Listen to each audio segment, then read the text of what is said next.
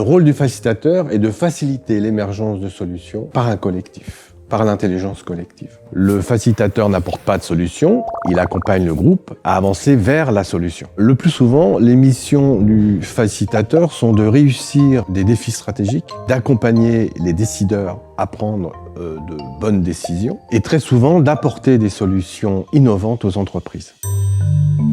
Pour faciliter, déjà, il faut un commanditaire qui a un problème. Ensuite, il faut un collectif motivé pour résoudre ce problème. Et enfin, il faut un environnement favorable au collectif pour s'exprimer de façon optimale. Le facilitateur est un spécialiste de l'intelligence collective. Et pour ça, il a besoin d'un processus d'accompagnement et d'outils dédiés à ce processus. En termes de processus, nous pouvons citer bien sûr le Sprint Design, le Design Thinking, le CPS, qui veut dire Creative Problem Solving, mais également un processus d'accompagnement au changement, comme par exemple l'Appreciative Inquiry.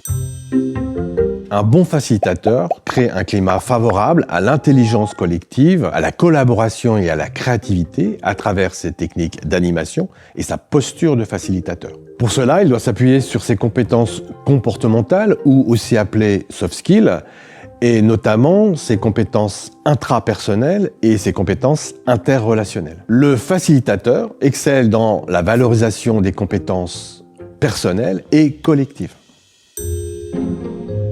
Le CPS pourrait se traduire par résolution créative de problèmes. C'est donc à la fois un processus de résolution de problèmes et un processus global d'innovation. Le CPS prend appui sur des processus d'invention qui ont été observés tout le long du XXe siècle, notamment par Wallace dans les années 20 et également par Osborne et Barnes dans les années 40-50.